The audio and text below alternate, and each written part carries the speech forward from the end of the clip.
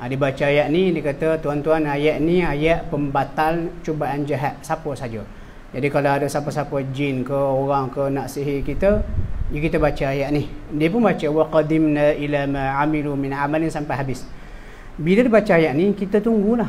Adakah dia nak ceritakan apa maksud sebenar ayat ni? Sampai ke sudah dia tak cerita. Itu kes yang pertama yang mendorong saya tulis rencana ni. Yang kedua, ayat sakit pinggang, wa idza batashtum jabbarin. Ini pula cerita dia dalam tahun 2006 ataupun 2007, saya pun lupa. Lepas kelas tafsir saya di Taman Tasik Titi Wangsa, masjid situ, datang seorang wanita. Dia kata, Ustaz nak tanya, ayat ni betul kan ayat ubat sakit pinggang? Kita tahu dah ayat ni. Ayat mana? Saya kata. Dia kata, idza batashtum jabbarin. Saya pun kata kepada wanita tu, puan, sebelum saya nak kata ya ataupun tidak, nak tanya balik puan, ayat ni Allah nak cerita apa sebenarnya? Dia kata, saya tak tahu, tapi ustazah tu beritahu ini ayat sakit pinggang. Ayat sakit pinggang. Waktu saya kata, sepatutnya puan kena tanya dulu apa yang Allah nak sampaikan pada ayat ni, bukan kata ayat sakit pinggang. Waktu saya pun kata, puan tahu ke tidak ini cerita perangai buruk kaum Ad. Kaum Ad yang diutus kepada mereka Nabi Hud alaihi salam, mereka nak kaki buli. Ayat ni cerita benda tu sebenarnya. Dia terkejut, dia tergamam. Lepas tu dia kata apa? Tapi ustazah tu bagi tahu saya ayat ni ubat sakit pinggang. Waktu saya kata nanti, setakat tu je lah mentaliti ataupun kelas pemikiran orang Melayu dengan Al-Quran. Ayat ni untuk ni, ayat ni untuk ni, ayat ni untuk ni, berbagai-bagai jenis ayat untuk berbagai kegunaan. Dan yang ketiga, ayat custom. Ini makcik-makcik biasa pergi Langkawi ni. Ataupun abang-abang kalau bawa kereta ada Roblox. Ada Roblox, bacalah ayat ghaib ataupun ayat custom. Jadi soalan dia, adakah benar seperti yang dikata?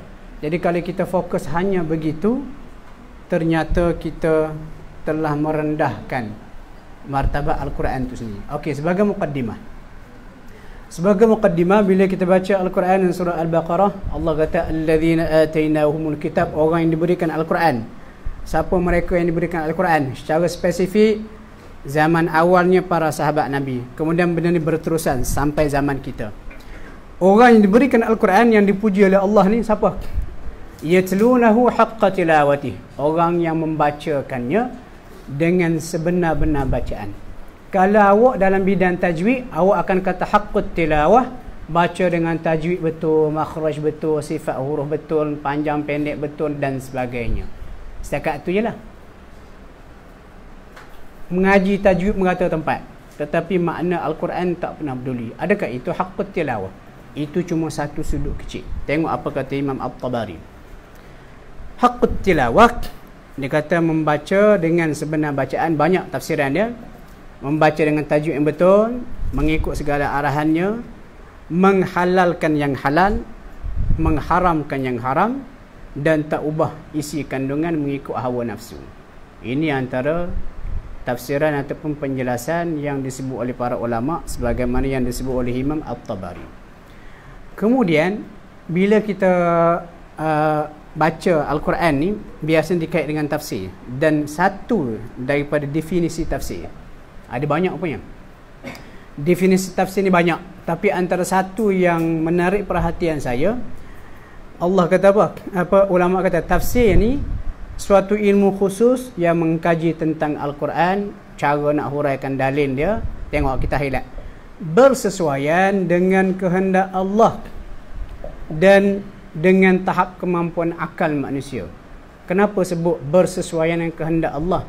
Supaya kita faham Al-Quran mengikut apa yang Allah nak kita faham. Bukan kita faham Al-Quran mengikut apa kita nak faham. Dibimbangi jadi ayat tadi tu, ayat pembatal niat jahat tu. Kita nak Al-Quran tu seperti yang kita faham, sedangkan maksudnya jauh berbeza. Nanti kita akan bincang. Yang kedua disebut dalam ta'rif ni, bersesuaian dengan tahap akal manusia. Sebab apa? Ayat Al-Quran ni, kalau Abdullah bin Abbas, sebagaimana yang dinaqal oleh Imam At-Tabari, dia kata Al-Quran ni ada 4 jenis ayat dia. Ada 4 jenis ayat dia. Yang pertama, yang orang Arab je faham, berdasarkan zuk bahasa mereka. Yang kedua, ulama faham berdasarkan kajian. Yang ketiga, dia kata orang jahil tak boleh bagi alasan tak faham sebab ayat tu terlalu jelas. Fa'alam annahu la ilaha illallah. Ketahuilah tiada Tuhan melainkan Allah. Lepas tu yang keempat, Allah je tahu. Jadi kita kena tahu mana batasan antara empat ni. Jadi dibimbangi setengah orang tu dia suka sangat kaji benda-benda tak sepatutnya, dia menceroboh level keempat ni. Hak Allah je tahu, dia pun cuba korek tahu. Dia kata alif lam mim. Rupanya alif lam mim ni apa? Berasal pada bahasa Suryani, masuk dia sekian. Jadi benda tu membuang masa, tak ada keperluan. Jadi bila kita baca Al-Quran, kita kena tahu limit ataupun dua prinsip utama. Kita kena faham sesuai dengan kehendak Allah dan berdasarkan kemampuan akal kita. Kalau agak-agak tak mampu faham, jangan cuba mereka. Lepas tu bawa sumber-sumber lain yang kononnya nak menyokong. Lagi pelik cerita tu, lagi boleh menarik perhatian orang. Bukan begitu cara dia. Ada. Usahakan kita bila berinteraksi dengan Al-Quran, usahakan kita, Nabi pun diberi amaran. Tengok. Nabi pun diberi amaran. Allah kata walau taqawwala alaina ba'dal aqawin. Kalau Muhammad tu menyampaikan Al-Quran secara dusta ataupun reka-reka ikut sedap dia, Allah kata begini, difaham ke lain, apa jadi? La akhadna minhu bil yamin. Sudah pasti Allah kata kami akan pegang dia bil yamin, dengan tangan kanan ataupun dengan keras. Ada dua makna. Thumma, kemudian la qata'na minhul watin. Kami pasti akan potong urat jantung dia. Ancaman kepada Nabi supaya jangan nak memandai. Siapa ni? Nabi. Bukan orang biasa macam kita. Ini satu kes, satu ayat. Ayat lain, larangan memandai-mandai.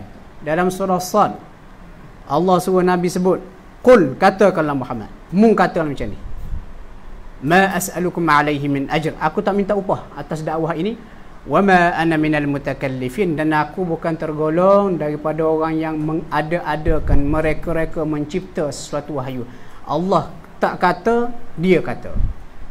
Sebab ustaz yang sama yang kata perubatan Islam tadi, pernah sekali dalam kuliah dia keluar live dalam TV ni. Orang duk share. Dia kata ada satu ayat saya nak bagi pada tuan-tuan. Ayat ni boleh jadi, dia kata, sebagai antibiotik. Kalau ada penyakit tu akan muntah keluar.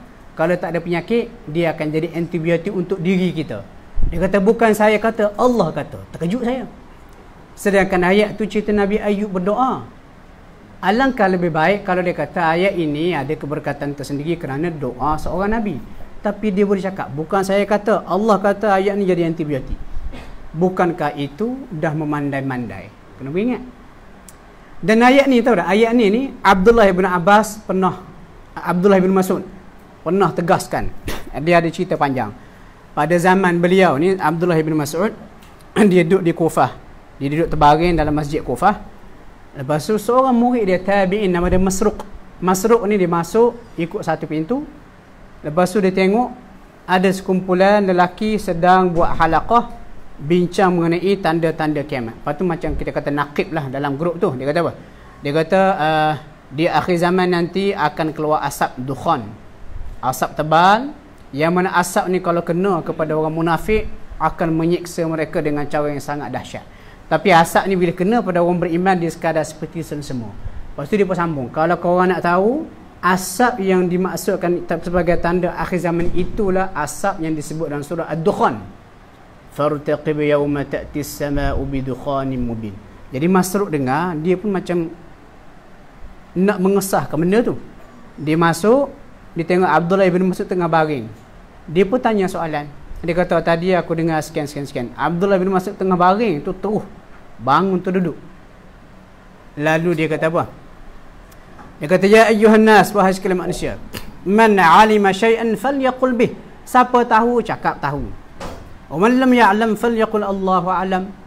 Siapa tak tahu cakap Allahu a'lam, Allah lebih mengetahui. Kenapa? Fa inna minal ilmi, tanda orang tu berilmu, dia akan cakap pada benda dia tak tahu, Allahu a'lam. Sebab apa? Allah pesan betul-betul kepada Nabi. Dia pun baca ini.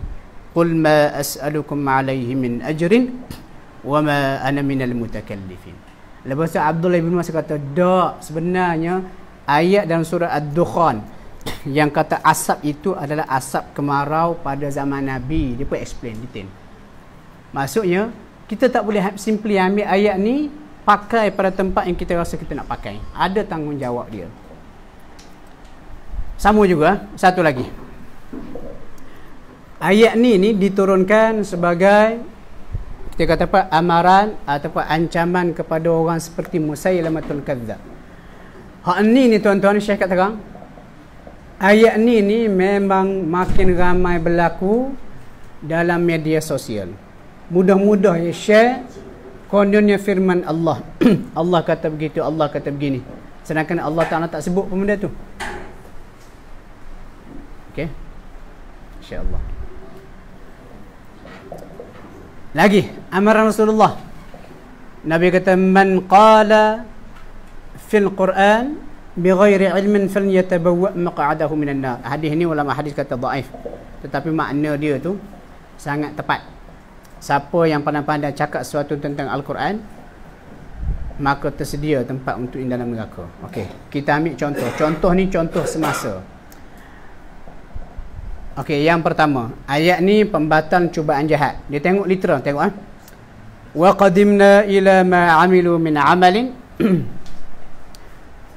Allah kata lalu kami hadap ila ma amilu min amalin, segala amalan apa yang mereka buat, faja'alnahu, maka kami jadikan amalan mereka itu haba'an manthura. Jadi dia kata kalau orang nak sihir kita baca ayat ni, umpamanya kami hadap apa saja amalan yang mereka lakukan, lalu kami jadikan amalan jahat itu sihir ke apa, debu berterbangan, terbatal. Kemudian wa idza batashtum jabbarin, tadi kita sebut dah. Kemudian ayat ghaib. Soalan dia, betul ke tidak ayat tadi itu seperti yang disebut? Cuba tengok ayat pertama ni. Kami hadap segala amalan yang mereka kerjakan di dunia, lalu kami jadikan debu berterbangan. Cerita dia begini. Masa di dunia ada orang seperti Mother Teresa, seperti Bill Gates, atau beramai lagi lah, Brad Pitt ke, Angelina Jolie ke, Keanu Reeves ke, apa Usaid Bolt ke, semua tu non-Muslim tapi kaya dan dibuat charity. Dan segala charity ataupun kebajikan yang mereka buat tu, kita pun tak mampu nak buat. Kalau dikira segi pahala, banyak gila lah pahalanya. Tapi bila menghadap Allah besok, bila mereka menghadap Allah dengan segala kebajikan itu, Allah pun tanya, siapa kamu imani dahulu? Adakah kamu beriman kepada aku ni Tuhan yang satu? Katanya puak-puak ni, tak, aku beriman Jesus dan sebagainya. Lalu Allah Ta'ala kata, kami pun hadap segala amalan baik yang dibuat di dunia dahulu, lalu jadilah debu-debu berterbangan. Dan syahid dia ataupun dalil dalam Quran banyak. Baca surah Al-Kahfi, Allah kata, nak ada aku khabarkan kepada kamu Muhammad, orang yang paling teruk rugi amalan dia. Orang yang datang menghadap Tuhan, dia rasa banyak ada amalan dia, tetapi oleh kerana dia tidak ada iman kepada Allah, habis amalan itu tidak ada nilai sikit pun. Nampak jauh tak dengan makna sebenar ayat? Jauh sungguh-sungguh. Lepas tu ketika menghuraikan ayat ni, hadis Nabi kata di akhirat besok akan ada orang yang gemuk kiasan kepada amalan yang banyak lah, tetapi bila duduk depan Tuhan untuk timbang amalan dia, kalau timbang antara amalan dia dengan dengan sayap nyamuk pun, amalan tidak berguna. Mesej sebenar ayat tadi, kita kena beriman kepada Allah, jaga tauhid dan sebarkan tauhid. Dan malang sekali orang macam Mother Teresa, banyak kebajikan tetapi tidak ada nilai di sisi Tuhan sebab tidak ada akaun tauhid. Itu maksud sebenar ayat tadi. Punyalah jauh. Cuma soalan dia, okey Ustaz, kita dah faham maksud sebenar ayat tadi.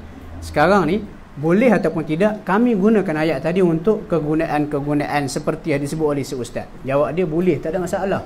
Cuma apa yang kita nak tekankan di sini, memang Al-Quran ni mukjizat. Cuma kita nak tekankan di sini, tanggungjawab kita nak kena faham dahulu mengikut kehendak Allah. Mesej yang kedua tadi, ayat kedua tadi, wa idza batashtum jabbarin. Ini cerita kaum Ad, mereka ni suka bully orang. Bila mereka tangkap tawanan-tawanan perang, dia akan bully, dia akan belasah. Mesej pada ayat kedua tu bukan sakit pinggang, bukan sakit betih. Jangan jadi pembuli dengan sedikit kekuatan yang Allah Ta'ala berikan kepada kita. Ayat custom tadi, wa ja'alna min baini aydihim saddan wa min khalfihim saddan. Mesej dia apa? Allah kata, dan kami jadikan di depan mereka, di belakang mereka dinding pemisah. Kami tutup mata, tak dengar, tak nampak kebenaran. Itu cerita mengenai mental block yang ada pada musyrikin Quraisy. Mereka kenal Nabi dah berapa punya lama, seorang yang amanah, tak pernah menipu. Itu maksud ayat itu lah. Jadi teguran Allah kepada kita, gunakan deria ni untuk memahami segala teguran Allah. Okey, oleh sebab tu, bila kita bincang bab tunaikan hak Allah pada sebarang ayat Al-Quran, penting untuk kita memahami siyak. Siyak ni konteks, konteks suatu ayat. Cara mudah nak faham apa konteks suatu ayat ni, kita kena baca alhamdulillah keseluruhan ayat tu. Katalah wa idza batashtum jabbarin, surah Asy-Syu'ara ayat sekian. Kita pun ambil tu haman, bukan. Baca ayat ni, apa cerita dia? Kita undur ke belakang, pangkal cerita. Oh, wa ila 'adin akhahum huda. Lepas tu baca keseluruhan, barulah konteks sebenar ayat tu kita boleh faham. Bukan ambil satu ayat, aman dan percaya, yakin. Ini beberapa contoh kesilapan dalam memahami ayat Al-Quran. Yang pertama, Al-Quran adalah syifa ataupun penawar. Ni bangi ni area apa? Darus Syifa.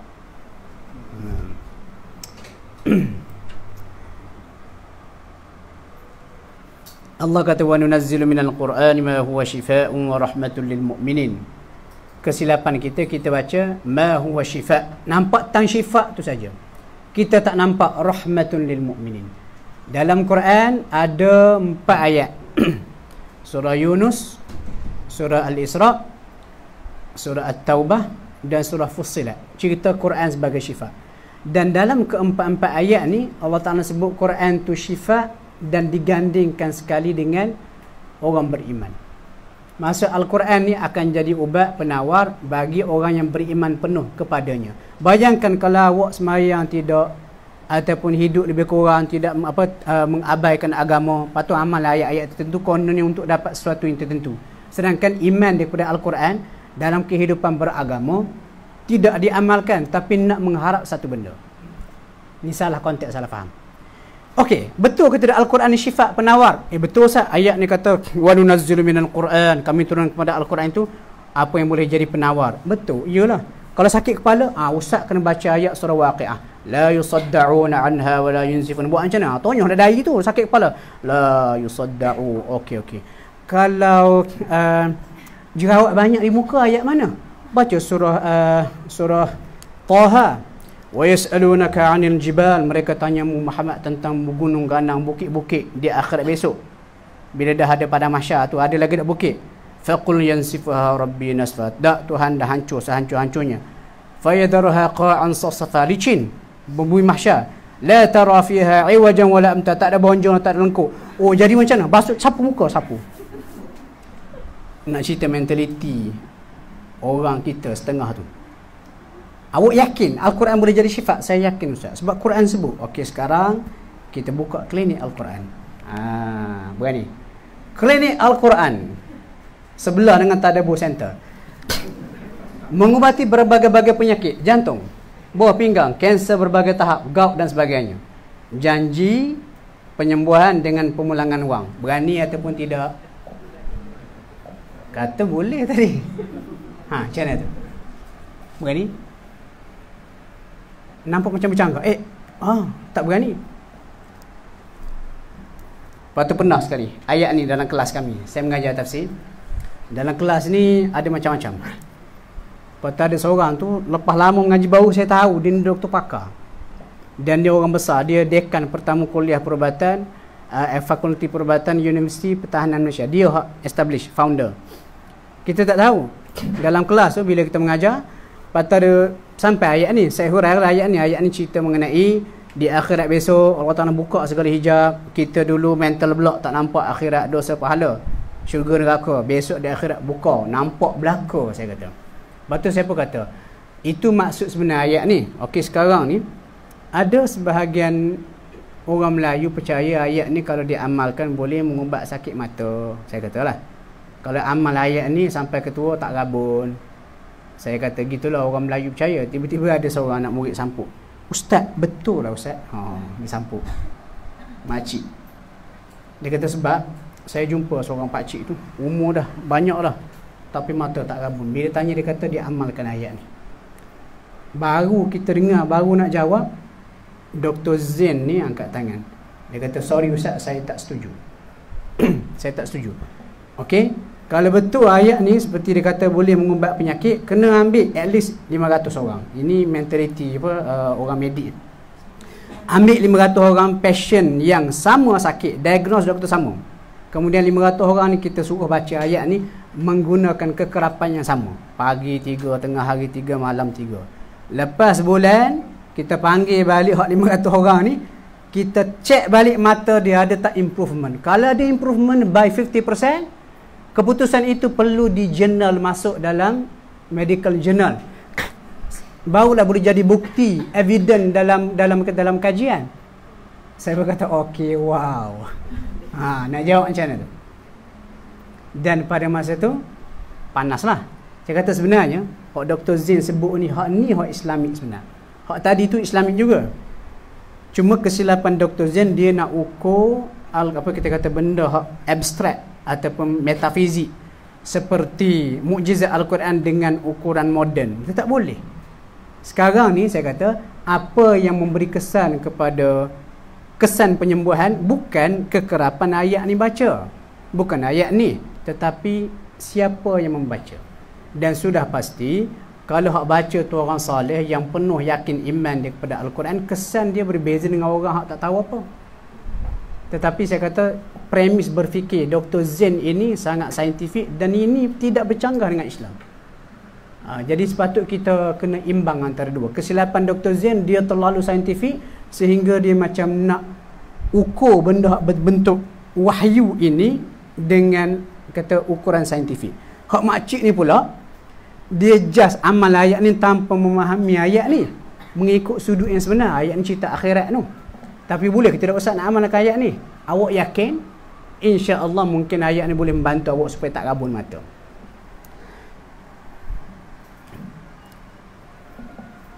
Kesilapan orang kita dibaca ayat ni saja. Ayat ni sebenarnya umum. Ayat ini ditafsirkan dengan jelas oleh ayat ni. Syifa hak pada Al-Quran itu maksud dia syifa'ul lima fis sudur. Ubat kepada penyakit-penyakit yang berada dalam dada tu. Dalam dada tu masuk jantung lah, hati jantung. Dan penyakit batin banyak, macam syirik, munafik, khurafat, semua benda. Dan benda tu semua berpunca daripada hati ataupun hati jantung. Itu masuk ayat ni. Nanti kita akan ulas, kita beri contoh bagaimana Al-Quran boleh jadi ubat kepada penyakit-penyakit, syifa kepada penyakit-penyakit hak dalam dada. Adzan belum? Tak apa, kita terus. Tapi dapat kaum Melayu, ayat ni ubat sakit jantung. Sebab apa dia kata pegang ni? Ya ayyuhan nas, wahai sekalian manusia, qad ja'atkum maw'izatun min rabbikum, telah datang kepada kamu mau'izah, pelajaran pada Tuhanmu, wa shifaa'un lima fis sudur, dan penawar, penyembuh kepada apa hak duduk dalam dada. Dalam dada ada jantung. Oh, ayat sakit jantung. Dia pergi kat tu pula. Sedangkan ayat ni kata penyakit-penyakit dalam dada, dalam jantung tu pemikiran. Ini contoh. Saya akan beri contoh-contoh bagaimana Al-Quran pada zaman Nabi merawat ataupun jadi ubat logik, ubat pemikiran yang boleh merawat sakit-sakit yang ada dalam dada. Yang pertama, ini antara masalah yang paling dahsyat yang dihadapi oleh Nabi dan juga semua Nabi. Sakit otak, percaya kuasa berhala dan juga tangkal azimat. Saya kata sakit otak tu pula. Kenapa gambar lalat? Allah Ta'ala beri logik. Tengok ayat ni. Allah kata, ya ayyuhan nas, wahai sekalian manusia. Kenapa ni dalam surah Al-Hajj? Kenapa dia address wahai sekalian manusia? Bukan ya ayyuhalladzina amanu. Sebab kalau ya ayyuhalladzina amanu, isu akidah settle dah. Hak ni semua manusia. Allah kata duriba mathalun, diberikan perumpamaan. Dengar betul-betul. Allah kata innal ladzina tad'un, benda yang kamu sembah selain pada Allah itu lan yakhluqu dzubaba. Belajar bahasa Arab, lan bukan la. Lan, tidak akan sampai bila-bila. Mereka hak mu sembah selain pada Allah, berhala ke, tokong ke, tangkal ke, azimat ke, semua sekali tak mampu untuk mencipta walaupun seekor lalat. Walaupun semua kita ambil segala berhala-berhala tu letak sekali longgok, ambil tangkal azimat letak sekali, bagi assignment kepada mereka, tolong buat seekor lalat. Kami bagi tempoh kepada anda semua, Lata, Uzza, Batu Kif punya patung, Buddha ke, waktu ni ke, ambil tangkal semua letak sekali. Kami bagi assignment kepada anda, tolong buat seekor lalat. Kami nak by evening, by petang ni, lalat tu kena siap. Kita pun balik. Datang balik, apa tak buat lagi ni? Yalah tak dia buat sebab dia patung, tak bernyawa. Okey, lepas tu Allah berkata lagi, wa in yaslubuhumudz dzubabu syai'a. Tapi kalau lalat tadi nak rampas sesuatu daripada berhala-berhala ni, la yastanqidhuhu min. Berhala yang tak mampu nak tangkap balik pula. Sebab apa? Orang Arab jahiliah ni ataupun mana-mana penyembah patung ni, biasa patung tu dia akan hias. Dia letak minyak wangi, dia tabur bunga. Jadi lalat pun terbang, ada bunga. Dia pun hinggap dekat patung. Dia pun ambil. Lepas tu dia buat lagi. Patung tu pun tengok, tak boleh buat apa. Lepas tu Allah berkata, dha'ufat talibu wal matlub. Hak sembah pun lemah, yang disembah pun lemah. Jadi kesimpulan dia, bro, daripada mu sembah patung, baik mu sembah lalat. At least lalat tu ada juga kuasa merampas sesuatu daripada mereka. Puan-puan ni usahakan nak rampas balik, nak buat lalat pun tak mampu. Jadi bila orang-orang musyrikin Quraisy dengar ayat-ayat macam ni, dia baca, dia dengar termenung. Betul juga, berhala ni tak boleh jadi Tuhan. Dia berkata, tak mahulah. Contoh paling mudah, kita ambil kisah sahabat ni, Amr bin Al-Jamuh. Amr bin Al-Jamuh ni, cerita dia di Madinah. Bila Nabi hijrah ke Madinah, dia agak lewat memeluk Islam. Hak masuk Islam anak dia dulu. Bila anak dia masuk Islam, dia degil lagi. Dia orang tua, seorang lelaki tua, dan disebut dalam sirah, Amr bin Al-Jamuh dia tempang, kaki dia tempang sebelah. Dia degil. Dia ada seekor, satu patung yang dia sayang sungguh. Dia gilap setiap hari, letak minyak wangi, dia puja. Jadi anak dia ajak, tak mahu masuk Islam. Anak dia pun belajar dia sekali. Senyap-senyap pergi ambil patung tu, buang tempat sampah. Dia pun cari, jumpa, ambil balik, basuh. Kali kedua kena buang lagi. Dia tak puas hati, dia ambil lagi sekali, dia pun letak pedang. Dia kata intasir, lawan. Dia kata siapa hak nak apa kamu kena lawan. Lepas tu kali ketiga anak dia ambil, pergi buang tempat lagi dahsyat. Lepas tu dia pun pergi cari, jumpa. Masa jumpa dia pun tengok termenung. Dia kata tak betul ni, tak betul aku sembah kamu. Lalu dia masuk Islam.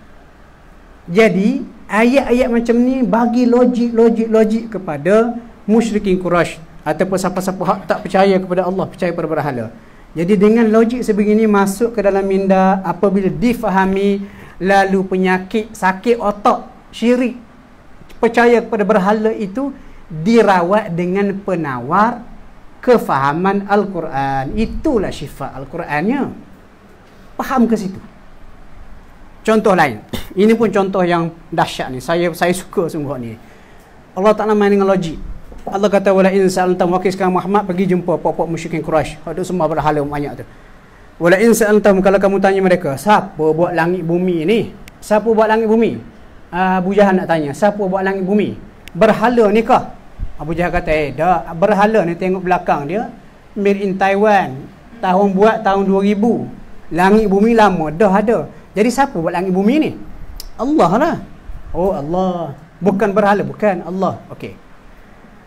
Lepas tu tanya lagi, qul afara'aitum, terangkan kepadaku, ma tad'una min dunillah, apa yang kamu sembah selain pada Allah ni? Okey, berhala-berhala ni kamu sembah selain Allah. Kalau sekiranya Allah nak beri mudarat kepada aku, Tuhan hak mu iktiraf tadi dah cipta langit bumi, bukan berhala. Kalau Tuhan hak cipta langit bumi nak bagi mudarat kepada aku, agak-agak berhala ni boleh tolong kepada aku. Dia orang termenung. Tak boleh lah sebab dia yang patung duduk sini. Ataupun kalau Tuhan aku tadi cipta langit bumi nak beri rahmat kepada aku, boleh ke tak berhala ni halang rahmat tu? Tak boleh lah. Kenapa tak boleh? Sebab dia duduk situ, dia tak bergerak. Jadi kenapa kamu bodoh lagi sembah dia? Kamu pun mengakui bukan dia cipta langit bumi, Allah. Tapi kenapa masih lagi bodoh nak pertahankan dia? Dan pada masa itu orang-orang jenis sembah berhala dia akan termenung. Betul juga. Tak mahu dah aku sembah. Kita sembahlah Tuhan sebenar. Itu syifa tu. Penawar kepada pemikiran, akidah dalam dada. Contoh mudah sebagai contoh Hamka. Hamka hari itu saya pergi ke Padang. Ikut program jejak tarbiyah. Bagus program kalau boleh ikut. Dan kita pergi Bukit Tinggi, dan pernah saya baca Hamka ni masa tahun 1930-an. Dia pergi ke Bukit Tinggi, sampai sebuah gerai, ada gerai itu jual tangkal ataupun azimat penahan kebakaran. Dia pun tanya, ni apa benda? Ini tangkal azimat, jimat, kalau beli letak di rumah, rumah tidak akan terbakar. Hamka pun beli. Dia beli tangkal tu, depan penjual tu dibakar, hangus. Dia kata mana mungkin dia nak menangkan orang lain, diri sendiri pun tak mampu nak jaga. Baca surah Yasin, la yastati'una nasrahum wa hum lahum jundum muhdarun. Berhala tu tak mampu nak tolong orang dia sembah, dan bila berhala tu nak dia apa-apakan, orang yang sembah tu pula akan jadi tentera mempertahankan berhala. Takkah bodoh? Dua kali bodoh. Sembah benda tak berguna, kemudian pertahankan benda yang tak berguna tu bila orang lain cuba nak sabotaj. Ayat macam ni bila baca termenung, logik dah Al-Quran. Lalu kembali kepada tauhid pada Allah. Itulah syifa Al-Qurannya. Contoh lagi, sakit otak, sukar percaya kebangkitan semula. Macam mana mati boleh hidup balik? Tak percaya, tak logik dah. Ya ke tak logik? Macam mana kata tak logik? Iyalah, mana ada orang sebelum mati dah jadi tulang, hidup balik. Allah Ta'ala pun tanya balik, okey, kamu dengan langit mana lagi sukar untuk dicipta? Sebelum tu nak tanya, siapa buat langit? Mu jawab tadi, Allah buat langit. Siapa buat kamu? Allah dah juga Tuhan yang buat, bukan jadi sendiri. Jadi sekarang ni Tuhan yang mampu mencipta langit sebesar-besar itu, sudah pasti mampu nak cipta kamu. Contoh mudah nak bagi faham, kontraktor KLCC mampu ataupun tidak bina reban ayam. Contoh mudah, kita nak buat reban ayam, nak jadi penternak lah. Dah kerja payah sekarang ni, di kampung ayah pun ada tanah sikit, kita pun nak buat reban ayam, ayam daging. Lepas tu dah ada supplier lah, kita pun cari kontraktor, kita nak supaya reban ayam ni berkualiti, ada aircon supaya ayam ni tenang, kita bacakan Al-Quran 30 juzu, ayam organik semua sekali lah. Kita bagi spesifikasi kita, cari kontraktor. Akhirnya kawan kita mau pergi jumpa dengan kontraktor yang buat KLCC. Kita pergi jumpa, masuk jumpa, boleh ke tidak saya nak upah awak buat reban ayam moden gini. Lepas tu kontraktor kata, boleh. Lepas tu kita kata, apa projek awak sebelum ni?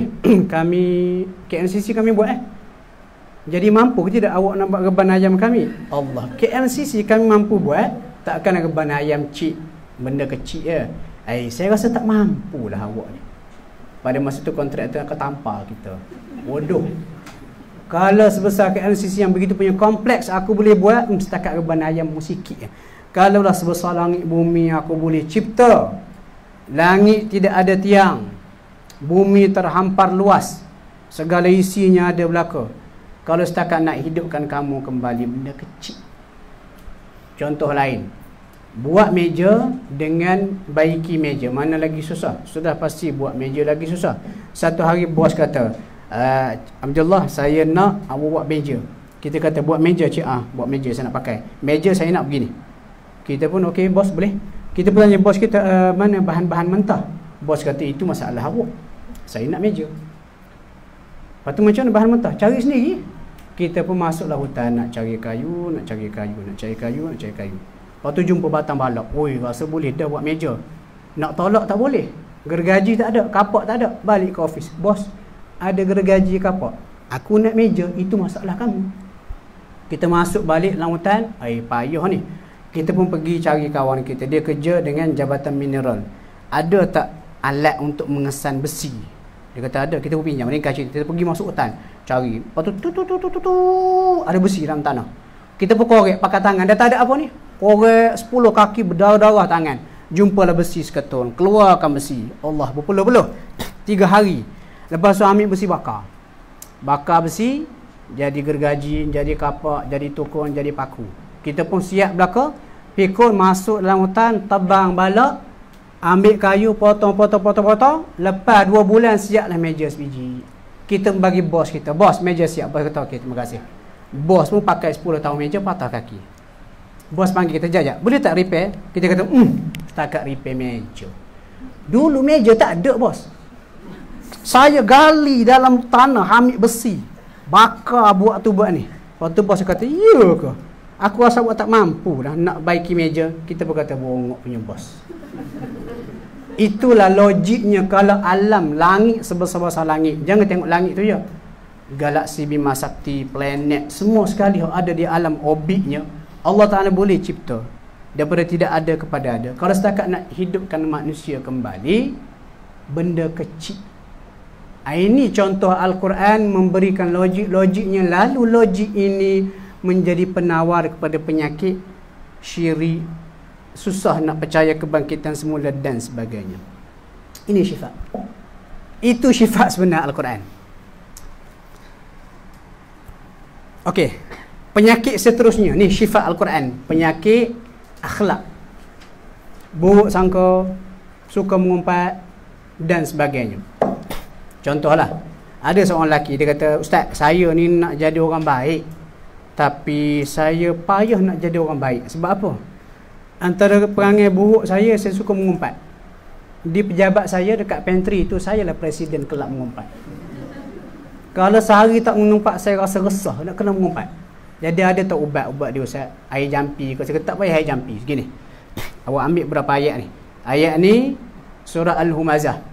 Lagi surah Al-Hujur ayat 12. Saya kena buat apa, Ustaz? Kena amalkan. Tak payah amal, awak tadabbur ayat ni. Oh, tadabbur. Macam mana tadabbur? Tadabbur ni awak baca ayat ni, terjemahan dia, perhati. Wailul likulli humazatil lumazah, hujung tu fi amadin mumaddadah. Apa dia ni, Ustaz? Ini cerita balasan Allah kepada kaki mengumpat. Dahsyat dah. Ui, dahsyat, kena bakar. Jadi saya nak awak baca ayat ni 3 kali, faham betul-betul. Pagi 3 kali, tengah hari 3 kali, malam. Lepas tu ayat berikut ayat ni, Allah kata, wala tajassasu wala yaghtab ba'dukum ba'dha. Sebelum tu saya nak tanya awak sanggup tak bunuh orang? Dosa saya bunuh orang. Iya ke?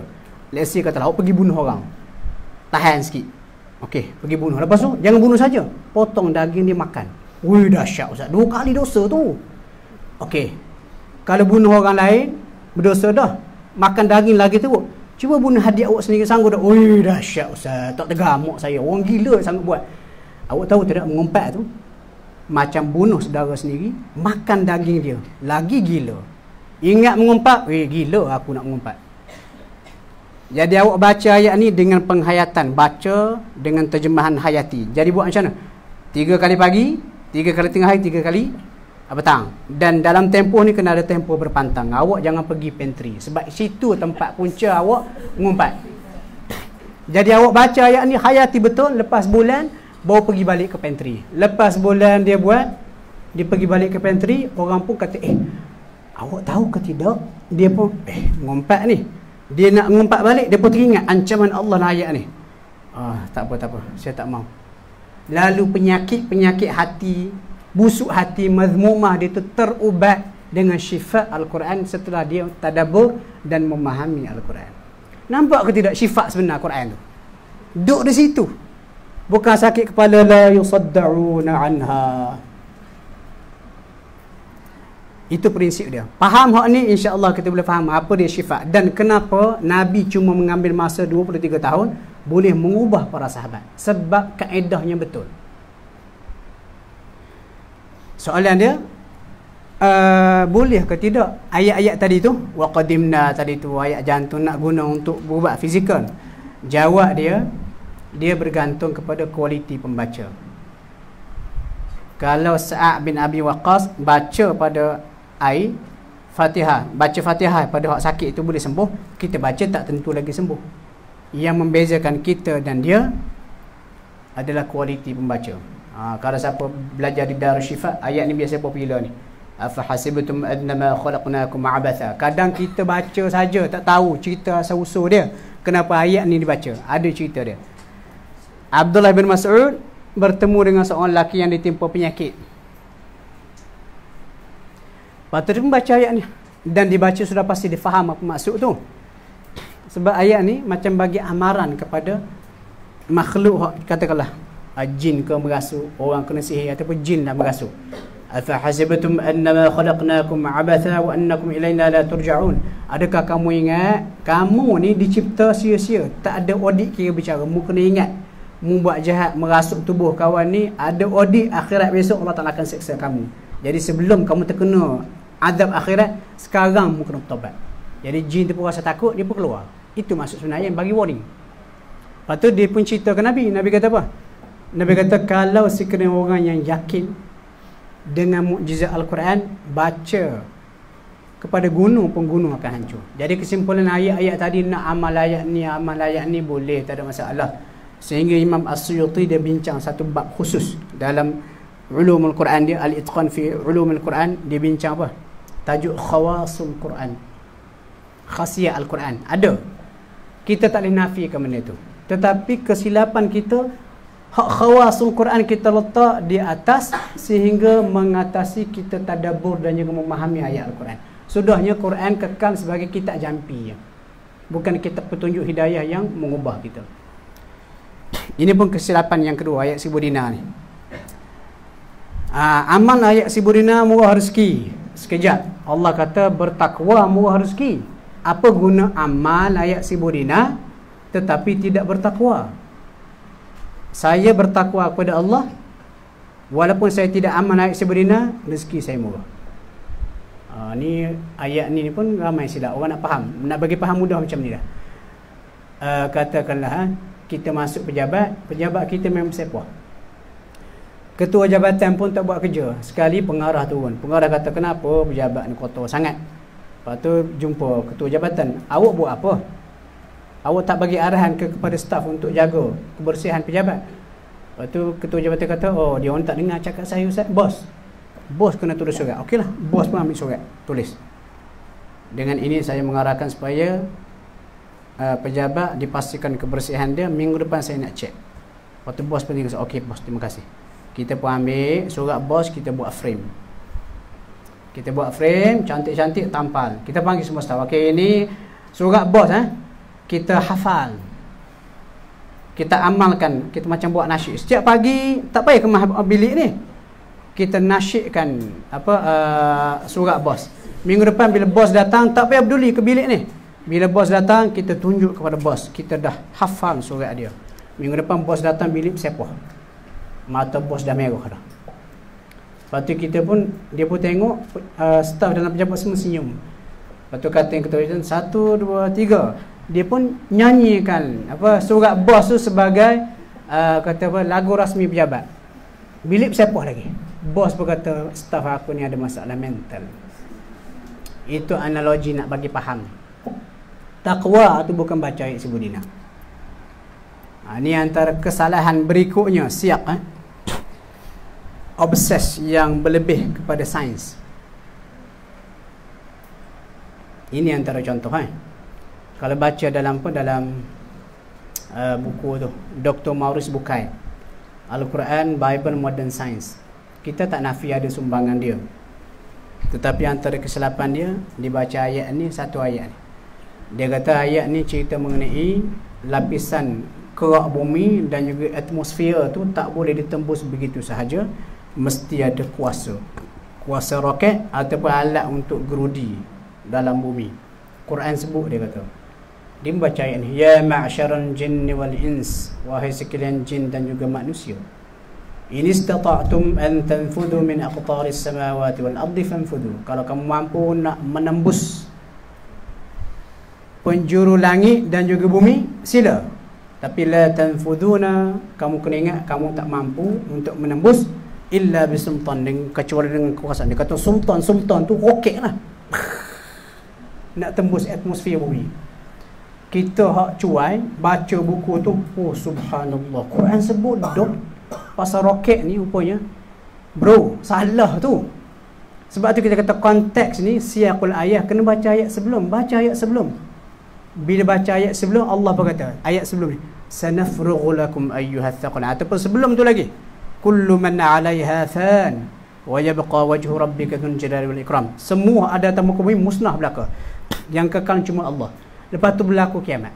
Bila berlaku kiamat, Allah kata sanafrughu lakum ayyuhath thaqalan. Kami akan ambil masa khusus untuk deal dengan kamu, wahai dua makhluk yang berat, manusia dengan jin. Maksudnya audit lah tu. Lepas tu bila bangun, bangkit di mahsyar besok, Allah Ta'ala pun nak tunjuk kuasa dia sebab dia Maliki Yaumiddin, raja pada hari pembalasan. Dia pun cabarlah jin dan juga manusia. Jin manusia. Hari ni aku raja. Tak ada siapa boleh lepas daripada audit mahsyar. Hak aku atur ini. Hak baik ke syurga, hak jahat ke neraka. Sekarang aku Tuhan, aku Maliki Yaumiddin. Sekarang aku cabar kamu. Hei jin, hei manusia. Kalau mu nak lari daripada mahsyar ni hari ni, cubalah lari. Tembus langit akhirat. Tembus bumi akhirat. Tapi mu kena ingat, la tanfudun, kamu tak mampu nak menembus melainkan dengan bisultan, dengan kuasa. Dan kuasa itu milik aku satu-satunya di akhirat ini. Jauh dak mana dia? Jauh gila. Lepas tu menarik lagi, kenapa ulama bincang, ulama tafsir, kenapa dia panggil jin dulu baru manusia? Ya ma'syaral jinni wal ins, bukan ya ma'syaral insi wal jin. Sebab cabaran untuk tembus langit, tembus bumi, jin lebih advance semasa di dunia dahulu berbanding manusia. Manusia tahun bila? Tahun 60-an baru ada roket pergi ke bulan. Jin ni pada zaman Nabi lagi dah naik ke langit, curi berita langit. Wa anna lamasna as-samaa fawajadnaha muli'at harasan shadidan wa syuhuba. Wa kami biasa naik ke langit, dengar berita langit. Sebab tu cabaran ini dimulakan dengan jin baru manusia. Ini antara contoh. Obses sangat dengan sains. Ada ayat je nampak macam sipi-sipi ke sains, subhanallah, lepas tu jaja merata tempat. Ini satu. Yang kedua, pergerakan tektonik plate. Ini kalau belajar geologi, saya dulu ambil subjek sains elektif. Dia kata di bumi ni ada plate-plate, dan teori ni ditemui kata tahun 50-an. Dia kata plate ni, antara plate ni contoh Indo-Australian plate, Antarctica plate ataupun Indian plate, Philippine plate tu, dia bergerak setiap tahun, bergerak dalam pergerakan yang sangat sedikit, 1 ke 2 mm. Contoh kita plate sini dengan plate ni, macam kapet dah dua kita susun berasingan. Kalau kita tolak sikit, lama-lama dia akan jadi naik, jadi banjaran gunung lepas jutaan tahun. Kalau siapa belajar tahulah. Jadi pergerakan plate ni memang bergerak secara perlahan. Dalam kes yang berlaku Indo-Australian plate dengan Indian plate itu, dia bergerak lebih sikit masa tsunami. Bila bergerak lebih, menyebabkan berlakunya ombak tsunami. Itu teori, dan Islam tak ada masalah dengan teori saintifik. Cuma masalahnya bila pergerakan bumi ni cuba nak dikaitkan dengan ayat Quran. Dia pakai ayat mana? Tengok ayat 88 tu. Wa taral jibala tahsabuha jamidah wa hiya tamurru marras sahab. Kamu Muhammad sekarang tengok langit, gunung ni, bukit bukau ni, kamu duk ingat dia beku, sedangkan bukit bukau ini bergerak seperti pergerakan awan. Dia kata subhanallah, bukit bukau bergerak. Hak ni teori tektonik plate ni. Waktu pergi ceramah merata tempat, waktu cerita, hak ceramah tu pula ada doktor profesor sikit. Walaupun dalam bidang Quran dia budak tadika. Maaf saya cakap, saya bidang tafsir. Tapi bila orang tanya bab fiqh, saya kata minta maaf, saya bab fiqh baru sekolah menengah. Orang pun panggil tanya lagi, ustaz, tanya bab contoh, bab-bab yang lebih kompleks. Kita pun kata minta maaf, saya bidang Quran, dalam bab tu saya masih lagi budak tadika. Tapi hak jadi masalah sekarang ni, dia profesor dalam bidang lain. Lepas tu dia ada kesedaran Islami, dia pun baca-baca tetapi dia tidak mendasar knowledge dia berkaitan dengan Al-Quran. Bila dia bercakap, orang nampak macam dia lah authority. Jadi orang macam kita tak seberapa nama, tapi dalam bidang ni bila nak betulkan, orang akan pertikaikan. Lepas tu ingat saya sebut di awal tadi, kata Ibn Hajar, man takallama bi ghairi fannihi ata bil ajaib. Siapa hak bercakap sesuatu bukan bidang dia, dia akan keluarkan banyak idea-idea luar biasa. Siyaqul ayah. Jangan baca ayat 88, baca sekali ayat yang 87 tu. Allah kata hari ditiup sangkakala, masuk kiamat dah ni. Terkejut habis. Lepas tu Allah kata, kamu Muhammad di dunia sekarang kamu tengok gunung tu statik, sedangkan di akhirat besok bila berlaku kiamat dia bergerak laju, dia jadi debu seperti pergerakan awan. Bacalah, wa takunul jibalu kal'ihnil manfush dan sebagainya. Itu maksud sebenarnya ayat ni. Sangat jauh nak dikatakan ayat ini membuktikan teori tektonik plate. Jauh sungguh, umpama langit dengan bumi.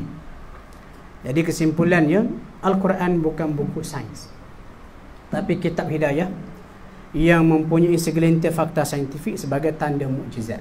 Betulkan balik pemikiran. Kalau ada orang cerita fakta saintifik dalam Al-Quran, jangan cepat telan. Tengok dulu konteks sebenar, baca ayat sebelum, baca ayat selepas, apa dimaksudkan oleh Allah. Kalau betul pergi ke sains, barulah kita tu. Tetapi nak kena ingat, Al-Quran ataupun Islam tak pernah pun menentang sains. Kenapa? Ia sebahagian daripada Islam. Okey, ini kata-kata yang cukup bagus. Ini kata-kata siapa ni? Kata-kata, tengok bawah sekali, dalam tafsir Pimpinan Ar-Rahman pada tafsiran surah Al-Baqarah berkaitan dengan sihir. Dia gini, tafsir Pimpinan Ar-Rahman ni antara tafsir Melayu yang paling awal ditulis oleh dua orang lelaki. Dia punya main translator nama dia Syekh Abdullah Basmih. Syekh Abdullah Basmih ni, dia ni orang Yaman, tetapi ayah dia kahwin dengan orang Melaka. Nama Yang Cik apa tu? Mak tiri dia. Lepas tu dia duduk di Malaysia, di tanah Melayu, duduk dengan mak dia, dan dia kerja dengan utusan Melayu. Dan dia ambil inisiatif terjemah Al-Quran ke dalam bahasa Melayu. Ketika itu tak ada lagi. Ni tengok hydrogen ni, saya kekalkan tulisan asal. Jangan salah faham, sebab saya pernah bentang tempat lain, dia kata apa salah tulis hydrogen. Saya kata bukan salah, bukan aku tak tahu, tapi nak kekalkan tulisan asal ditulis oleh tafsir Pimpinan Ar-Rahman. Okey, Syekh Abdullah Basmih ni lepas dia terjemah Al-Quran tahun 60-an, dia lengkap dalam beberapa juzuk, 10 juzuk katanya, dia ambil bas pergi ke Kelantan jumpa dengan Datuk Mufti Haji Noh. Datuk Mufti Haji Noh ni macam legend lah pada zaman dia. Kita kata sekarang ni, saya lepasan Darul Quran Jakim. Darul Quran Jakim tu sebelum jadi Darul Quran, nama dia Institut Pengajian Tahfiz Al-Quran. Sebelum tu dia jadi Mahat Tahfiz. Sebelum tu dia jadi kelas Tahfiz Masjid Negara. Bila Tunku Abdul Rahman tahu lepas merdeka, dia pergi ke luar negara, tengok di negara Arab ada kelas tahfiz. Malaysia tak ada lagi. Jadi Tunku balik ke Malaysia, dia pun establish kelas tahfiz Masjid Negara. First batch Datuk Abu Hassan Din. Bila nak establish kelas tahfiz Masjid Negara, tak ada guru nak mengajar. Guru yang mahir qiraat dan hafiz Al-Quran. Cari, ada seorang di Kelantan. Nama dia Muhammad Noor bin Ibrahim. Panggil Muhammad Noor Ibrahim. Lalu dia dipanggil ke KL untuk bimbing kelas ni. Tahun 66 sampai 68. Tahun 68 Datuk Ahmad Mahir, Mufti Kerajaan Negeri Kelantan, meninggal dunia. Lalu Sultan Yahya Putra panggil Datuk Mufti Haji Noh ni balik ke Kelantan. Dia menjawab jawatan mufti daripada tahun 68 sampai 87. Dan dia ni all rounder. Dan baca biografi dia antara ulama yang fasih bahasa Inggeris. Sebab dia disekolahkan oleh ayah dia di sekolah Inggeris. Lepas tu dia pun lama di Mekah. All rounder. Dan kenapa Syekh Abdullah Basmih bila terjemah Al-Quran tadi tu, dia nak sahkan penterjemahan itu, dia pergi ke Kelantan menghadap Datuk Mufti. Dia tu orang Arab, Datuk Mufti orang Kelantan, orang Melayu. Nak pergi semak. Dan ketika dia buat semakan itulah, waktu kita baca, kalau baca biografi, tafsir Pimpinan Ar-Rahman, pengertian kepada Al-Quran, ditulis oleh Syekh Abdullah Basmih dan disemak oleh Datuk Mufti Haji Noh. Kalau kita baca versi asal lah, hak tebal tu, sekarang tak ada lah. Hak tebal tu asalnya daripada dalam tulisan Jawi, kemudian diterjemah dan ditukar dalam bahasa Melayu. Ketika mentafsirkan surah Al-Baqarah ayat 102, nak cerita mengenai sihir. Nak cerita mengenai sihir, tapi nak cerita kehebatan pemikiran Datuk Mufti. Dia kata apa? Tengok. Ayat ini menjadi dalil yang menunjukkan bahawa setiap sesuatu yang dijadikan Allah ada mempunyai kuasa tenaga yang menimbulkan kesan. Bila kita tahu rahsia tenaga yang terdapat dalam suatu benda, Dia kata contoh sihir. Sebab ayat 102 cerita pasal sihir. Sihir ni adakan mengandungi hikmat Tuhan berikan bagi melahirkan rasa suatu kesan, benci ke, pengasih ke. Demikian juga benda yang wujud dalam alam ini. Semuanya telah Tuhan berikan kuasa tenaga yang menimbulkan kesan istimewa pada benda tu, seperti tenaga pada atom, hidrogen dan lain-lain. Tenaga kuasa tersebut akan dapat menimbulkan sesuatu kejadian lain kalau diketahui rahsia dan cara peraturan dia. Okey, oleh yang demikian, saintis tu hanyalah sebagai penyelidik rahsia kejadian Tuhan yang sudah sedia ada untuk menghasilkan sesuatu menurut dasar peraturan undang-undang Allah. Nak cerita kehebatan pemikiran dia. Maksud sains sebahagian daripada Islam. Saya pernah jumpa ada seorang pelajar. Dia tengah buat PhD di UK dalam bidang medical ni. Tapi dia punya research stem cell. Dia kata okey, stem cell ni Ustaz, asal dia sel pertama Lepas tu kalau kita tahu apa resepi, dia kata. Contoh, sel pertama kita ambil, kalau kita tahu resepi, contohnya ambil certain chemical digabungkan dengan stem cell, dia akan jadi jantung. Ambil certain resepi, dia kata kita duk kaji resepi tu apa, campur dengan benda ni, dia akan jadi buah pinggang. Lepas tu dia kata dah advance dalam kajian, hak terbaru, dia kata dah ada orang buat jantung. Jadi maksudnya benda ni bukan kehebatan manusia, kehebatan Tuhan. Saintis kadang mengkaji apa resepi yang boleh digabungkan dengan stem cell untuk jadi ni sebagainya. Jadi kesimpulan dia, memang sains sebahagian daripada Islam, tetapi kesilapan orang kita terlalu obses dengan sains sehingga duk kata ayat ni ada fakta saintifik walaupun sebenarnya tidak. Okey, penutup. Bos pun dah datang. Ayat ini antara ayat yang saya suka bila kita berinteraksi dengan Al-Quran. Allah kata, "Thumma awrathna al-kitaba alladhina istafaina min ibadina." Kemudian kami wariskan Al-Quran ni, kitab ini kepada hamba pilihan. Kitalah umat Islam. Walaupun begitu, dalam kalangan umat Islam hak diberikan Al-Quran macam kita sekarang ni ada 3 kategori. Mudah-mudahan saya beranggapan, saya mengharap kita semua duduk nombor 3. Duduk nombor 3. Kalau tak duduk nombor 3, tak datang ni. Tak penuh macam ni Tadabbur Center. Dan setiap kali tengok live Tadabbur Center, saya pun rasa dahsyat semua, semangat. 3 kumpulan. Yang pertama, Allah kata zalimun li nafsih, menzalimi diri mereka sendiri. Sebab apa? Tak peduli ke Quran. Ada tak Quran rumah? Ada. Dah buruk ke? Baru lagi. Oh, kenapa baru? Beli 20 tahun lepas, tak pernah sentuh, duduk dalam almari. Ada Quran, tak peduli. Itu yang pertama. Yang kedua, muqtasid, tengah-tengah. Tengah-tengah ni ada masa okey, ada masa tak okey. Yang ketiga, sabiqum bil khairati biidznillah, yang terdahulu ke depan melakukan kebaikan. Tapi nak kena ingat tuan-tuan, biidznillah, dengan izin Allah. Sebab apa kita ada semangat nak datang? Dengan izin Allah. Kesihatan, kesempatan, kesedaran. Jadi semoga bila kita masuk, insya-Allah masuk kategori ketiga. Dan bagi saya, satu daripada ciri kita masuk kategori ketiga adalah kita menunaikan hak Allah pada ayat Al-Quran tu. Faham, mengikut apa yang Allah Ta'ala nak kita faham. Bukan faham, ambil ayat Quran mengikut apa kita rasa kita nak buat. Allahu a'lam tuan-tuan. Setakat tu dulu. Ni ada sedikit promosi. Ini buku-buku saya, tapi buku saya ni cikai-cikai, tak setanding Ustaz Syahari. Ada satu ayat-ayat syaitan. Ini pun saya tulis sebab menjawab ni, nama jin. Kalau ada nama ni pada anak-anak kita, sakit misteri, Arisha, Najwa, Batrisha, Balqis, hal tu semua tu tak betul. Tapi buku ni dah stop production tahun 2012. PTS stop production sebab dia berat. Buku ni macam fakta tu banyak sangat.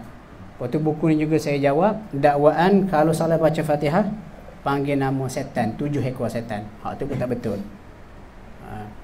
Kemudian ni pergi haji tahun 2015 dengan Dr. Abdul Basit. Hak ni pun diuji dahsyat lah sebelum pergi. Ini pula Faiz Sulit Mimpi. Ini bukan tafsir mimpi, tapi buku yang menceritakan apa dia mimpi menurut Islam. Antaranya audit mimpi jumpa Nabi. Sebab mudah benar orang nak bercerita saya mimpi jumpa Nabi, share dalam Facebook. Bayangkan ada kawan saya, mak dia pengikut Tegar Ayah Pin. Pengikut Tegar Ayah Pin. Orang peranda family, bercerai-berai, anak-anak berterabur. Adik-beradik dia ada ikut mak dia. Lepas tu dia bergaduh dengan mak dia. Dia kata Ayah Pin sesat. Mak dia kata, ustaz-ustaz ceramah. Ustaz-ustaz kata siapa mimpi jumpa Nabi, betul jumpa Nabi. Sebab setan tak boleh menyamar rupa Nabi. Awak tahu ke tidak? Mak mimpi Ayah Pin duduk sebelah Nabi. Macam mana tu? Adakah semudah itu? Jadi ada audit dia. Lepas tu kita kena mengaji. Lepas tu orang kita beli buku. Oh, tafsir mimpi Muhammad Ibn Sirin, Imam Ibn Sirin. Rupanya tak ada. Imam Ibn Sirin adalah seorang tabi'i sangat strict dalam rekod. Dia tak tulis hadis. Kalau ada hak disandarkan, menantu dia, bisan dia tulis. Dia tak tulis buku berkaitan dengan mimpi. Hadis tak tulis, apatah lagi buku tentang mimpi. Jadi orang dia jual tu macam mana? Rupanya buku tu orang lain tulis, tumpang nama dia. Ini nota daripada Tuhan. Ini apa? Rencana-rencana saya dalam Tuhan Malaysia lah. Ini bersama hak terbaru. Dan buku-buku ni ringan lah bacaan dia. Ini page saya, ini rencana saya dalam Tuhan Malaysia. Ini hak saya kata apa? Utamakan hak Allah pada setiap ayat Quran ni. Topik hari ni.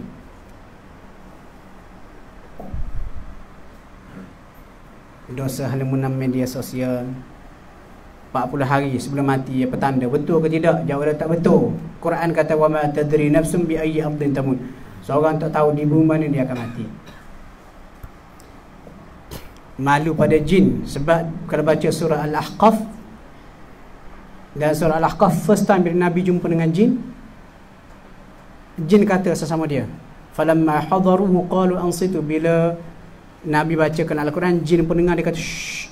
Dan itulah adab dengan Al-Quran. Bila Quran dibacakan, kita kena dengar dan senyap.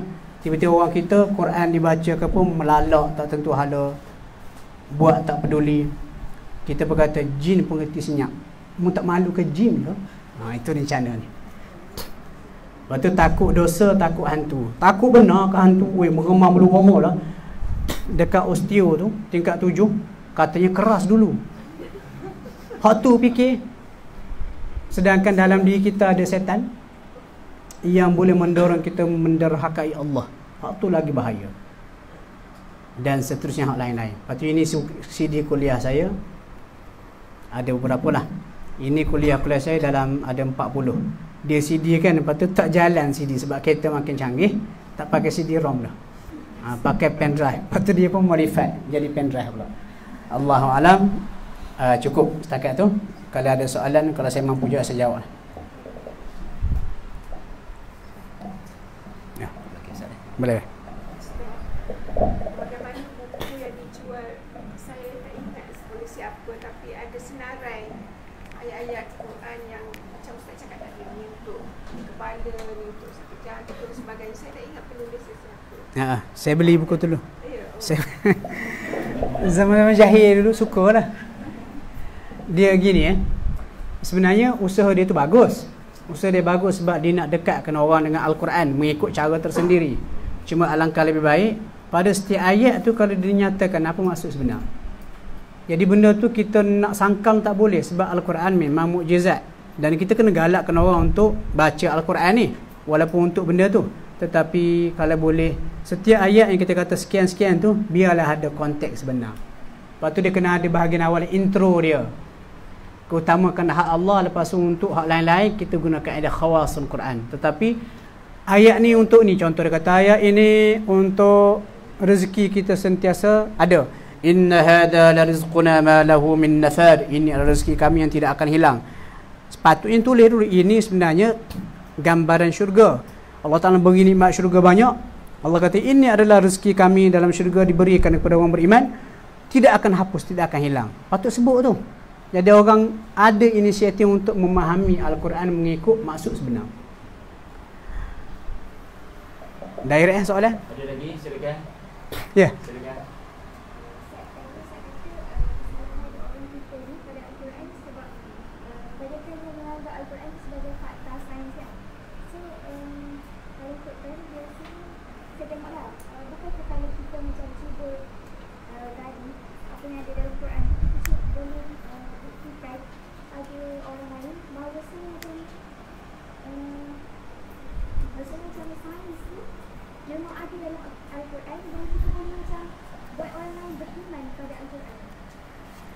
Okey, saya faham.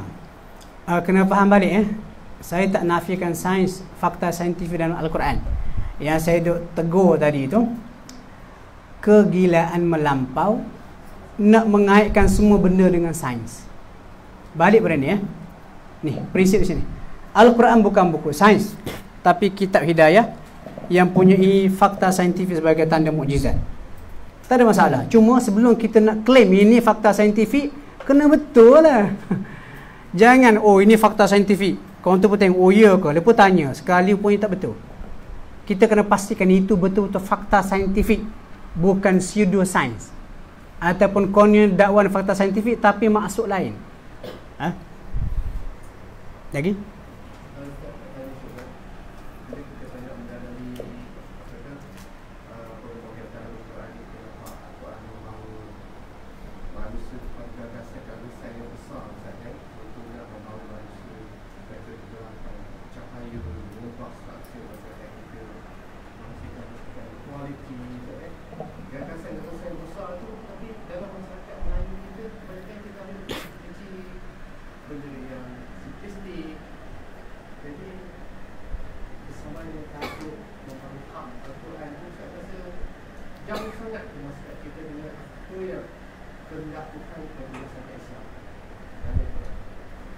Sebenarnya tidak ada benda yang mustahil. Sekarang ni kita orang Melayu dibesarkan dengan sistem pendidikan ataupun cara bawaan agama ni, bukan semualah. Setengah-setengah tu, minta maaf saya nak cakap lah, kita bawa Al-Quran ikut pintu, bukan ikut tingkap, bukan pintu.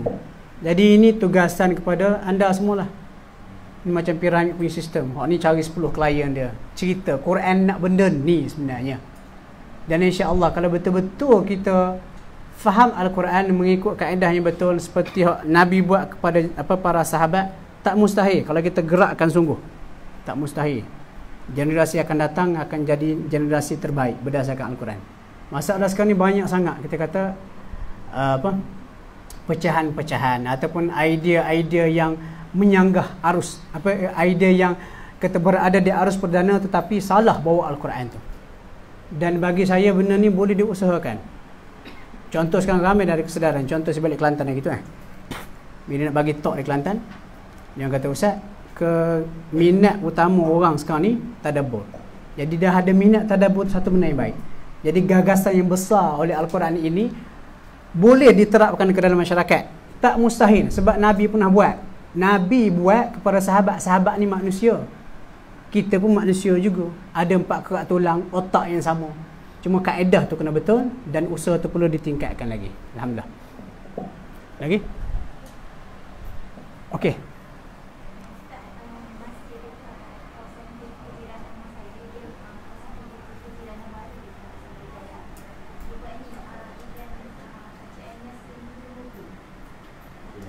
Yasin 7 Mubin.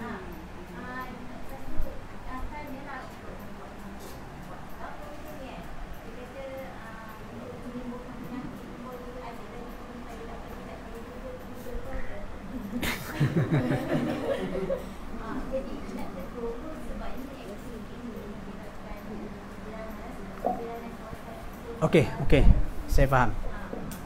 Oh, bagus soalan ni. Yasin 7 Mubin. Pernah buat? Baca sampai Mubin pertama stop, ulang balik pada awal. Sampai Mubin kedua stop, ulang balik pada awal. Sampai habis Yasin Mubin yang ke-7. Dalam speed saya lah, kita orang hafal Quran, speed saya 45 minit. Pasal dia kata ini boleh menyembuhkan penyakit. Sebenarnya gini khawasul Quran ataupun khasiat pada Al-Quran ni berdasar apa saya perhati, dia tidak ada kaedah yang khusus. Dia lebih kepada pengalaman orang soleh. Lalu benda tu diperturunkan kepada anak murid. Contoh wa idza batashtum jabbarin tu. Ini saya assume lah. Barangkali tok guru ni orang soleh ni, dia duduk lama, dia pun sakit pinggang, dia pun gosok pinggang dia. Dia ni hafal Quran. Tengah dia gosok, dia pun terintah ayat tu. Dia baca ayat tu, dia gosok, belakang dia happen to be hilang. Sebab yang baca tu dia. Lepas tu dia pun ceritakan anak murid dia. Lalu tersebarlah ni daripada mulut ke mulut. Jangan cerita Yasin 7 Mubin ni pun ada seorang ustaz Pakistan, alim. Dia bagi saya. Saya tanya, ada dalil ke? Dia kata, jangan tanya dalil benda macam ni. Sebab benda ni lebih pada tajribah. Pengalaman orang soleh, lalu diturunkan kepada orang bawahan. Kalau kita nak tanya dalil memang tak ada. Cuma sekarang ni apa yang boleh kita buat, di samping kita kata baca Yasin 7 mubin, kita kena minta orang yang bawa benda ni terapkan sekali tadabbur kepada Yasin. Bukan Yasin 7 mubin untuk berubat semata-mata. Kena faham apa dia maksud Yasin tu sendiri. Kita kena upgrade. Kita nak potong memang tak boleh. Dan kalau kita potong, kita nampak huduh. Sebab kita cuba potong benda baik, baca Quran. Jadi cara kita upgrade. Upgrade dengan kefahaman. Macam tempat saya, orang nak Yasin, nak tahlil. Bila orang nak tahlil, sebelum tahlil ada kaifiat tahlil panjang lebar. Saya tak layan semua, saya potong separuh. Saya ganti dengan tazkirah. Dan tazkirah tu bukan tazkirah nak menyalahkan audien jemaah apa buat tahlil, tak. Kita bagi tazkirah sepatutnya. Lama kelamaan orang nak kepada tazkirah lebih kepada tahlil. Nak potong tak boleh. Dan kesilapan kawan-kawan hak di label dengan label Wahabi dan sebagainya sebab dia potong habis. Allahu a'lam. Ya.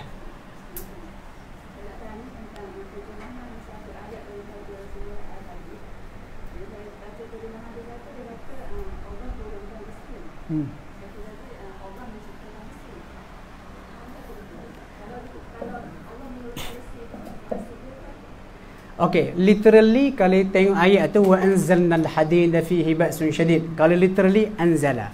Ni kena Ustaz Syar'i hurai ni. Dia gini, kadang-kadang ada ayat ni dia sesuaikan ritma dia. Ayat atas tu kata wa anzalna ma'ahumul kitab. Lepas tu wa anzalnal hadid. Jadi nak sama ke ritma antara dua tu, atas turun, bawah pun turun. Walaupun anzalna besi ni lebih sesuai akhrajna. Sebenarnya bukan ayat tu saja.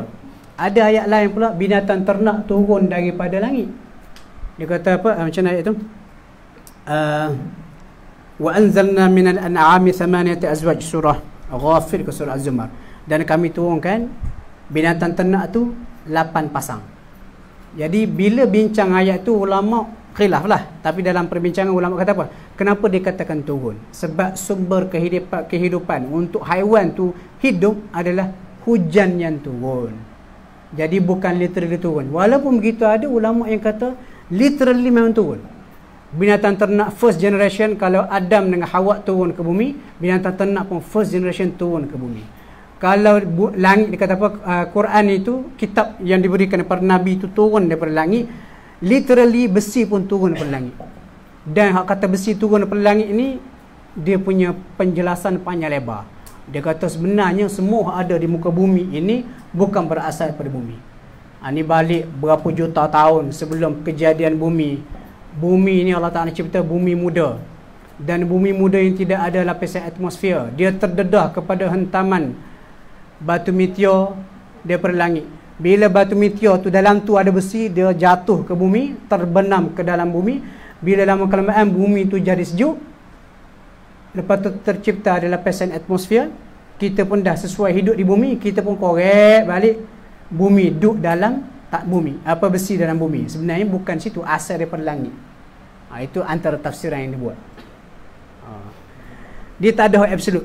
Barangkali terjemahan kata keluarkan besi itu sebab dia nak potong cerita, dia tak cerita panjang-panjang.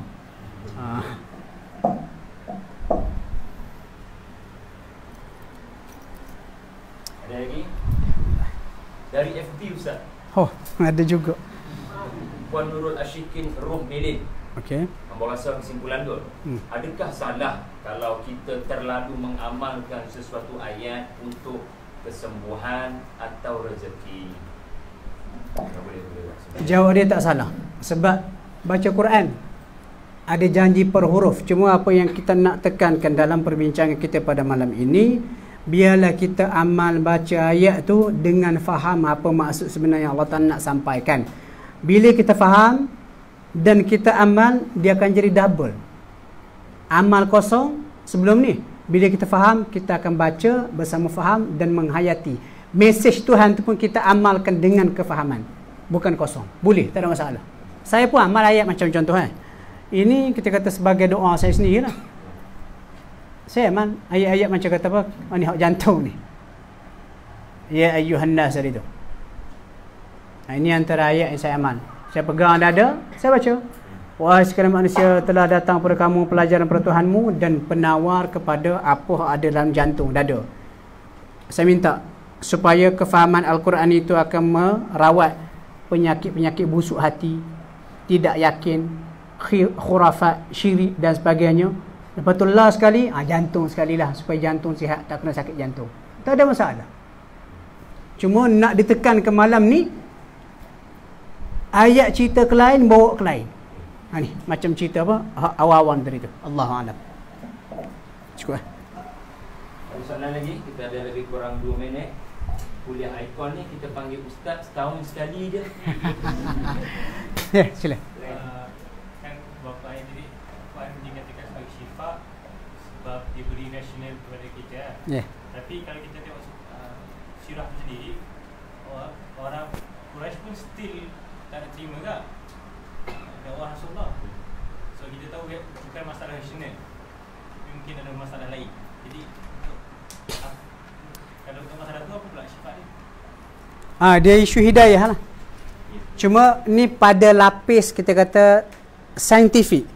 Pada lapis saintifik dia kena berbincang. Contohlah, awak ada satu idea, saya ada satu idea. Idea awak betul, idea saya salah. Jadi kita berdebat secara rasional. Saya dah pegang benda salah, awak pun jawab memberi rasional. Tetapi kerana ego saya, mu siapa? Tengok, mu muda lagi pada aku tak nak terima. Jadi itu masuk bab hidayah pula. Tetapi pada tahap saintifik, perbincangan logik dah diberikan Al-Quran. Tetapi kita tak boleh nafi, kadang-kadang walaupun duduk berdebat macam ni, awak ada rasional awak, saya pun ada rasional saya. Tapi rasional saya salah, tapi saya tidak beriman kerana ego saya. Tapi orang di sekeliling menilai. Contoh, awak berdebat dengan apa? Nabi berdebat dengan Abu Jahal. Orang di sekeliling contohnya Mus'ab bin Umair, dia dengar, dia akan ada pengaruh-pengaruh dia terima. Anda kena tengok skop lebih besar. Rasional memang dia rasional, tapi bila next level hidayah. Hidayah tu Nabi pun tidak ada kuasa. Allah kata laisa alayka hudahum walakinnallaha yahdi man yasha. Bukan hidayah tu bukan kerja kamu, tapi Allah Taala bagi hidayah. Dan dalam bab hidayah ni, ini antara kesilapan kita setengah tu. Kita nak rationalize cerita pasal kebenaran Islam, lalu pihak tu tak boleh terima, tapi kita tak follow dengan doa hidayah. Dia jadi setakat tu lah. Habis bergaduh, habis. Sepatutnya bila kita cerita, dia tak boleh terima, mungkin tak boleh terima hari ini, mungkin besok dia boleh terima. Pada masa tu lah kita doakan, ya Allah beri hidayah ke dia. Sepatutnya gitu. Faham? Rasional itu pada tahap saintifik, perbincangan sihat. Tetapi terima ke tidak, ego itu bergantung pada hidayah. Kita follow dengan doa.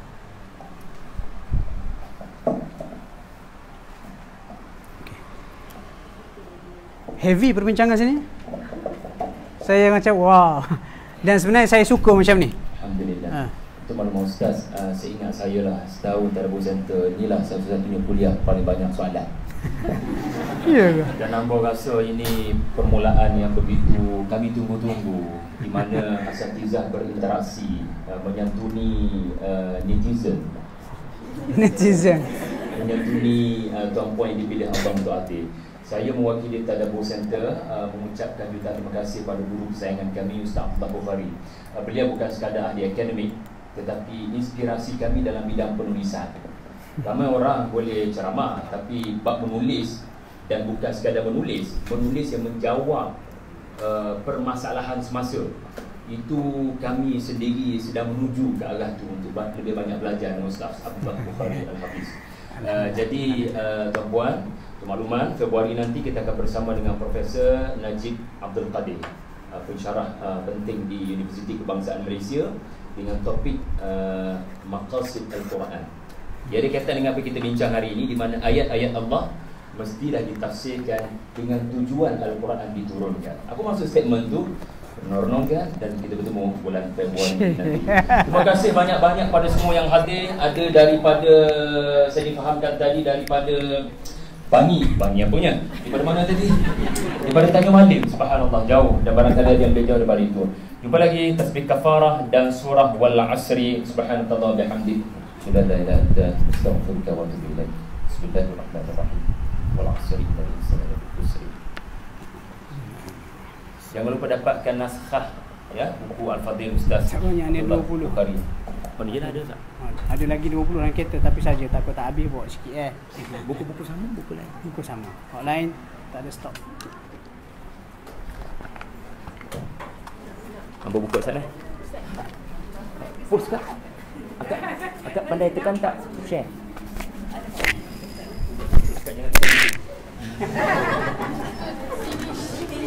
Finish. Kita balik sekali lagi. Finish.